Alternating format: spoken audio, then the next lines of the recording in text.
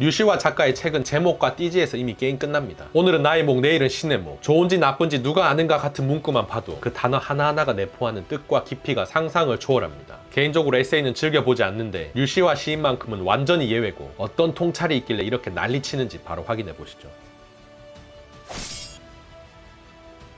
그녀를 처음 만난 것은 아침 산책길에서였다. 제주에서 의미 있는 시간 보내길 바란다며 덕담을 건네고 엇갈려 가려는 찰나 그녀가 말했다. 그런데 내가 생각한 제주도가 아니에요. 그래서 무척 실망하고 있어요. 그녀만의 문제가 아니다. 내가 처음 인도에 갔을 때 경험한 갈등도 그것이었다. 모든 면에서 내가 상상한 인도가 아니었다. 영적 깨달음을 얻은 사람들이 거리에 넘쳐났는가? 아니다. 거린과 가짜 수행승이 더 많았다. 겐지스강은 순결하고 성스러웠는가? 아니다. 시체가 떠다녔다. 거리에는 꽃들이 향기를 퍼뜨렸는가? 아니다. 거리에는 각종 똥이 더 많았다. 조화롭고 지혜로운 이상세계였는가? 아니다. 인간의 부조리함과 혼돈에 머리가 어지러운 세계였다. 그렇다. 내가 기대한 인도가 전혀 아니었다. 나보다 10배는 긴 머리를 한 탁발씀도, 기차 안에 난데없이 나타나 낡은 북을 두드리며 노래하는 노인도 내 상상 밖이었다. 그래서 그 낯설고 특별한 세계에 정신이 압도당하고 나의 단단한 에고의 층을 생생한 경험들로 부수었으며 예상하지 못한 숱한 사건으로 나의 여정을 다채롭게 색칠해 나갈 수 있었다. 나는 나의 관념으로 그 세계에 도전하기 위해 여행을 떠난 것이 아니라 나의 작은 자아를 부수기 위해 간 것이었다. 세상의 모든 여행자가 그렇듯이 내 생각과 선입견을 비우고 안으로 깊어지고 밖으로 더 넓어지기 위해 간 것이었다. 이 인생은 내가 생각한 인생이 아니다. 내가 생각한 세상이 절대 아니며 내가 생각한 사랑이 아니다. 지구별은 단순히 나의 기대와 거리가 먼 정도가 아니라 좌표 계산이 어긋나 엉뚱한 행성에 불시착한 기분이 들 정도이다. 얼마나 다행한 일인가. 모든 일들이 나의 제한된 상상을 벗어나 훨씬 큰 그림 속에서 펼쳐지고 있으니 삶은 발견하는 것이다. 자신이 기대한 것이 아니라 기대하지 않았던 것을 발견하는 것이다. 인생이 주는 가장 큰 선물은 다른 인생이다. 빨간머리에는 명대사가 있습니다. 세상은 생각대로 흘러가지 않는다. 하지만 그건 멋진 일이다. 왜냐면 생각지도 못했던 일이 일어나기 때문이다. 어차피 세상은 생각대로 흘러가지 않습니다. 바라는 마음을 내어 세상을 내 뜻대로 하려는 그 잘못된 생각이 삶을 지옥으로 만드는 것이죠. 인생은 제 알아서 흘러갈 뿐, 잡으려 한다고 잡히지도 않을 뿐더러 잡을 수도 없습니다. 삶의 모가지를 틀어잡아 내가 원하는 방향으로 끌고 가야 성공한 인생이 아니라 내게 주어진 삶이라는 선물을 제대로 즐길 수 있는 사람이 되는 게 진정으로 성공한 사람이 되는 것이죠. 젊은 여성이 전철에 앉아 있었다. 창밖으로 노을을 감상하며 가는데 다음 정거장에서 중년 여인이 탑승했다. 여인은 무슨 이유에선지 큰 소리로 투덜거리며 젊은 여성의 옆자리 좁은 공간에 엉덩이를 들이밀고 끼어 앉았다. 그러고는 막무가내로 그녀를 옆으로 밀어붙이며 들고 있던 짐가방을 그녀의 무릎 위에 걸쳐 놓았다. 그녀가 처한 공경을 보다 못한 맞은편 남자가 그녀에게 물었다. 왜 옆 사람의 무례한 행동에 아무 항의도 하지 않고 가만히 있느냐고. 젊은 여성이 웃으며 말했다. 사소한 일에 화를 내거나 언쟁할 필요는 없지 않을까요? 저는 다음 정거장에서 내리거든요. 함께 여행하는 짧은 시간을 우리는 얼마나 많은 다툼과 무의미한 논쟁으로 허비하는가. 당장 다음 정거장에 내려야 할지도 모르는 짧은 여정에도 불구하고 서로의 단점을 들추고 잘못을 비난하며 얼마나 긴 시간을 불쾌감 속에 보내는가.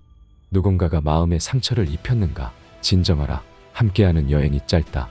누군가가 당신을 비난하고 속이고 모욕했는가. 함께하는 여행이 곧 끝날 것이다. 누군가가 당신을 괴롭히는가. 기억하라. 우리의 여행이 짧다는 것을. 이 여행이 얼마나 지속될지 누구도 알지 못한다. 그들이 내릴 정거장이 언제 다가올지 그들 자신도 예측할 수 없다. 우리에게 필요한 것은 완벽함이나 불멸이 아니라 여행지에서 불편한 상황을 겪을 때마다 내가 자각하듯이 다음의 사실을 마음에 새기는 일이다. 나는 이곳에 잠시 여행 온 것이다. 나는 곧 떠날 것이다. 때로는 그렇게 간단하다. 그것을 받아들이는 순간 불필요한 감정 소모가 사라지고 부정적인 생각의 무게로 스스로를 괴롭히지 않게 된다.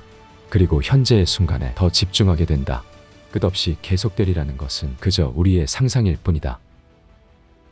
인간은 채 100년도 살지 못하면서 자그마치 1000년의 근심을 안고 살아갑니다. 과거에서 비롯된 후회와 원망에서 벗어나지 못할 뿐만 아니라 미래에서 오는 근심과 걱정에도 사로잡혀 있죠. 외계인이 봤을 때 이 인간이라는 종은 마치 1000년 만년 살 것처럼 마음을 쓰면서 살아가길래 수명이 엄청나게 긴 줄 알았는데 알고 봤더니 고작 100년짜리 인생들이었다니 이게 얼마나 어이없겠습니까? 무의미한 다툼과 논쟁으로 인생 허비할 만큼 주어진 여행지의 시간이 길지 않습니다. 길어봐야 100년입니다. 여러분은 몇 년 남으셨습니까? 누군가 달을 보라고 하면 달을 보지 말고 달을 보라는 자를 보라.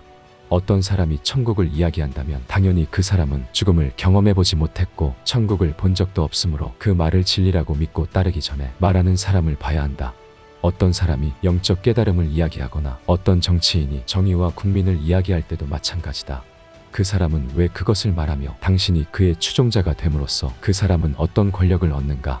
세상은 우리에게 기성복을 주면서 그 옷이 절대 치수인 양 우리가 그 옷에 맞지 않으면 우리 잘못이라고 결론 내린다. 옷이 몸에 맞지 않을 때 자신이 둥근 구멍 속에 박힌 사각나사 같은 기분이 들 때 당신은 어떻게 하는가? 최선을 다해 옷과 구멍에 자신을 맞추지 않는가? 세상은 언제나 우리에게 불행한 느낌이 들게 만든다. 무엇인가 불완전하고 결핍되고 부족하다고 믿게 한다. 일단 불행하다는 인식을 심어놓은 다음 종교는 자신들의 교리를 믿어야만 행복할 수 있다고 설득하고 정치인들은 자신들을 따라야만 행복 사회를 만들 수 있다고 선전한다. 사업가들은 자신들이 만든 신상품을 소유해야만 삶을 문제없이 누릴 수 있다고 광고한다. 이들 모두가 가장 싫어하는 것은 우리 스스로 행복해지는 일이다. 그렇게 되면 우리를 조종하기 어렵기 때문이다. 세상의 기준에 자신을 맞추는 것은 스스로 불구가 되는 길이다. 옷에 자신을 맞추는 것이 아니라 자신에게 맞는 옷을 찾는 것이 불구에서 벗어나는 길이다. 세상이 재단해 주는 옷을 벗어 던지고 자신이 재단한 옷을 입어야 한다. 세상의 기준이 자신의 갈망을 채워주지 못한다면 그때가 바로 자신의 길을 만들어야 할 때이다. 자신이 아닌 모습으로 사랑받는 것보다 자신의 모습으로 미움받으라. 다른 사람들을 잃는 것보다 더 두려운 일은 자신을 잃어버리는 일이다. 우리는 절대 행복하면 안 됩니다. 우리가 불행해야 백화점에서 자본가의 주머니를 두둑하게 채워줄 것이고 우리가 불행해야 사이비 교주들에게 온갖 것들을 갖다 바칠 것이며 우리가 불행해야 미디어의 온갖 유혹에 속아 넘어가 그들의 노예로 살게 되겠죠. 세상이 우리의 행복을 원할 것이라고 기대하지 맙시다. 내 행복은 본질적으로 나에게서 비롯되는 것이지 주변의 그 어떤 것으로도 얻을 수 있는 게 아니며 오히려 우리 주변에는 우리를 등쳐먹을 기회만 호시탐탐 노리는 놈들이 득실득실합니다. 영상에서 몇 가지 에피소드만 소개해봤는데 하나하나의 여운이 엄청나죠. 책에는 이외에도 훌륭한 이야기가 훨씬 많으니 꼭 참고하셔서 인생을 바꿀 만한 좋은 인사이트 많이 얻어가시길 바랍니다.